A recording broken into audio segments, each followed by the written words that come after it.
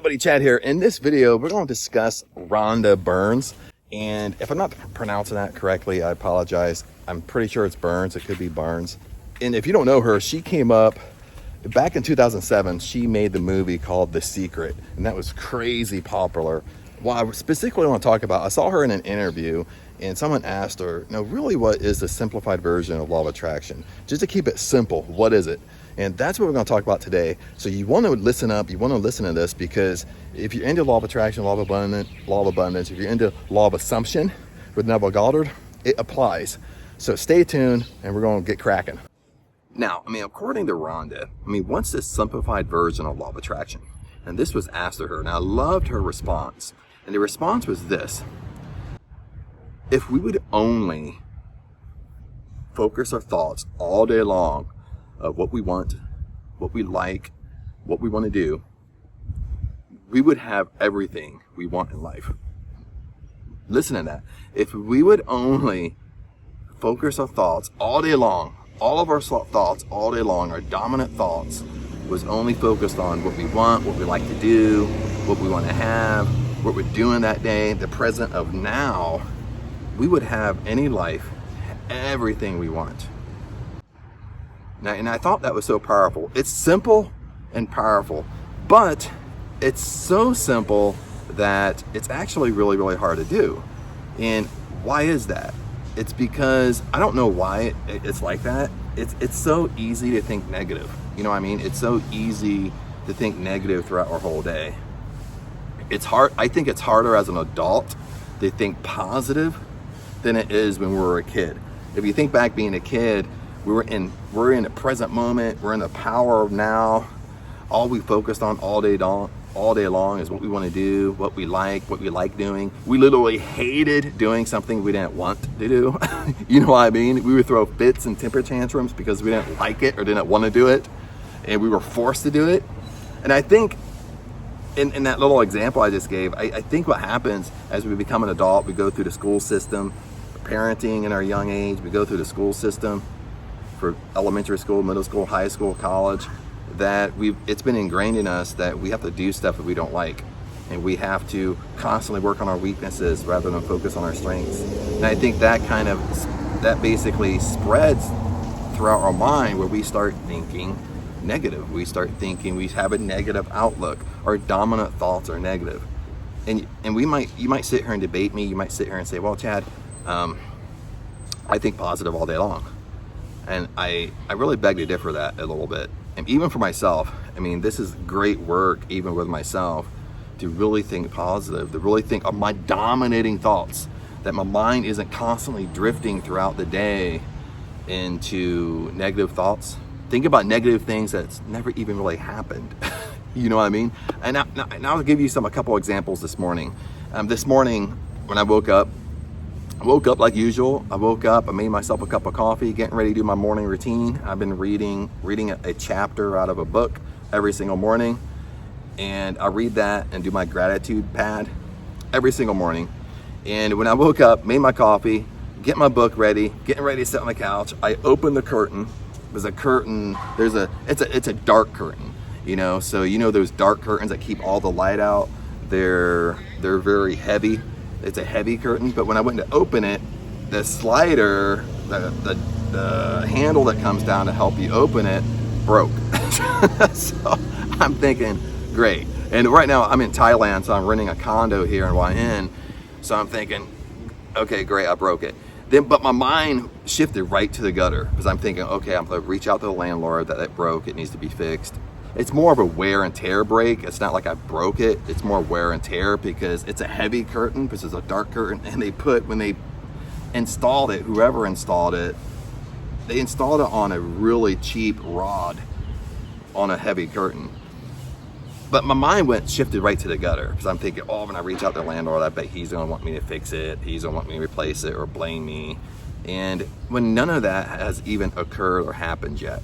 So isn't it weird, isn't it funny how something happens and that creates like almost a dominant thought throughout our whole day, and it's really like a negative thought. We're kind of spiraling out of control with our thoughts a little bit.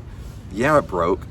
then all I need to do, the simple version is it broke, say, okay, I reach out to the landlord and see what she wants to do. And just stop it right there. Wait for that response from the landlord. And even if it comes back to, I have to fix it, or I have to accept the responsibility and fix it, no matter if it's wear and tear or not, that, just, kind of man up to it and fix it. And especially I'm in Thailand, so it's very easy to kind of fix stuff pretty cheap if you know how to do it.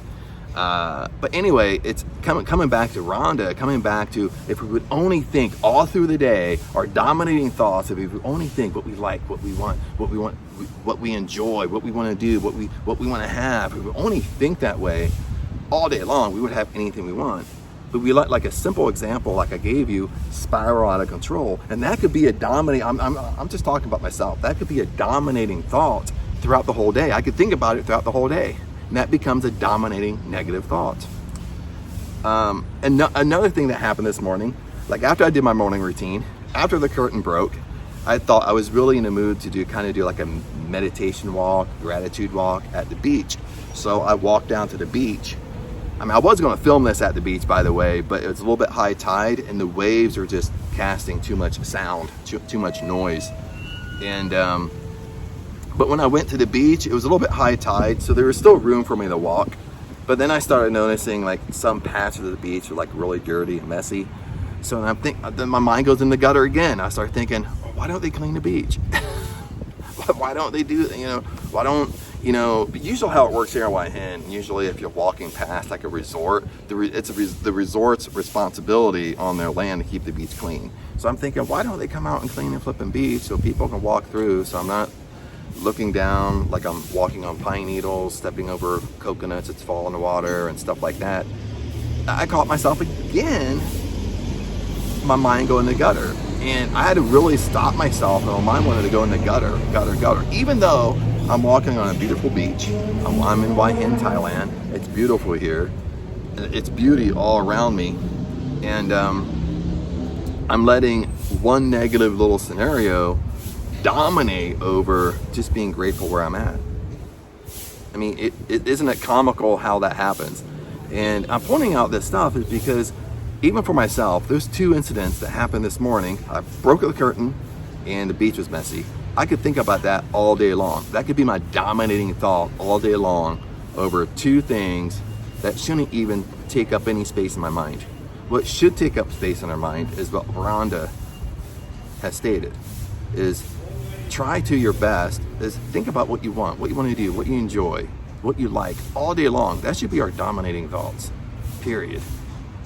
That's easier said than done, but that's really a challenge to you and it's a challenge to me.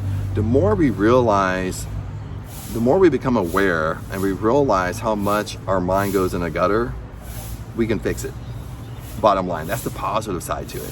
In the beginning, it's actually frustrating because we start noticing how much our mind really goes in a gutter. Because lots of times it's a cliche to kind of, when you talk to people, it's a cliche to say, well, I'm always positive, I'm a positive person, but you're really not attracting what you really want, okay?